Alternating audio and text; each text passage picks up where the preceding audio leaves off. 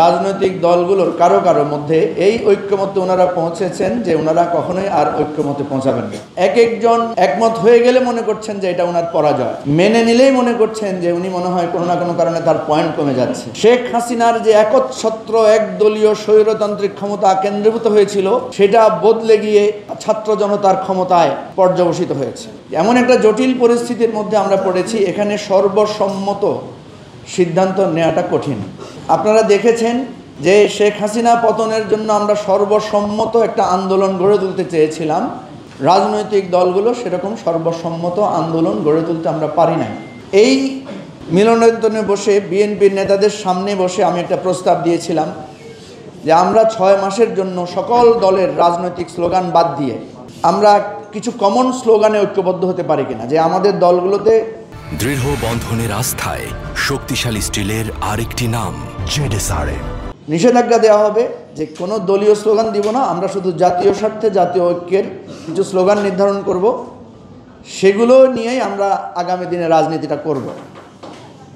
কিন্তু আমরা যেহেতু নবীন দল, আমাদের সেই কথাগুলোকে সেদিন অত গুরুত্বপূর্ণ মনে করা হয় নাই।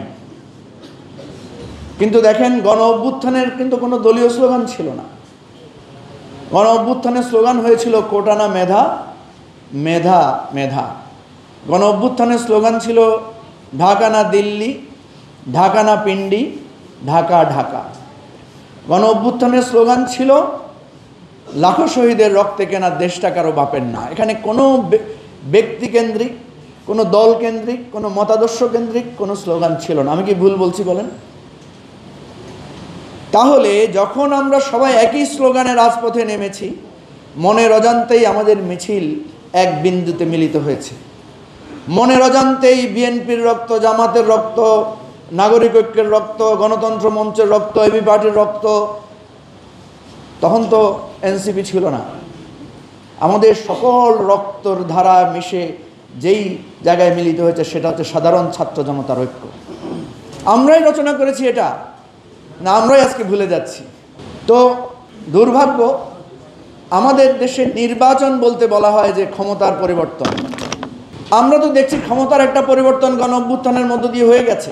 শেখ হাসিনার যে একচ্ছত্র একদলীয় স্বৈরতান্ত্রিক ক্ষমতা কেন্দ্রীভূত হয়েছিল সেটা বদলে গিয়ে এটা এখন ছাত্র জনতার ক্ষমতায় পর্যবসিত হয়েছে। এই সরকারের যে স্বরূপ আপনারা দেখবেন, এই সরকার অনেক দুর্বল সরকার, আমরা বারবার বলেছি, কিন্তু এই সরকারের একটা স্বরূপ আমরা দেখছি। এখানে বিএনপিও যথেষ্ট ক্ষমতাবান, এখানে এনসিপিও যথেষ্ট ক্ষমতাবান, জামাতও যথেষ্ট ক্ষমতাবান, এবং আমরা যারা আজকে এই অভ্যুত্থানের শক্তি, আমরা যত কথা বলছি সেই কথাগুলো আজকে জাতীয়ভাবে নানাভাবে প্রচারিত হচ্ছে, প্রকাশিত হচ্ছে, গুরুত্ব পাচ্ছে। তার মানে একটা সর্বাত্মকভাবে একটা বিভক্তের মধ্য দিয়ে একটা ক্ষমতা এখানে জারি হয়েছে। কিন্তু এখন নির্বাচনের মাধ্যমে এই ক্ষমতা কি এক দলের কাছে যাবে, বিশেষ কোনো গোষ্ঠীর কাছে যাবে?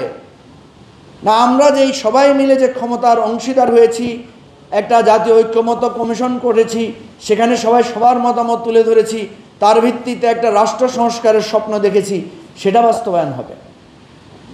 আমি আশঙ্কা করছি নির্বাচনকে যেই দিকে নিয়ে যাওয়া হচ্ছে, যে আসেন জোট করি, আসেন অমুকের বিরুদ্ধে প্রতিরোধ গড়ে তোলেন, অনেকে আদর্শ বিসর্জন দিয়ে হলেও ক্ষমতা যাওয়ার জন্য নানা রকমের হিসাব নিকাশ করছে।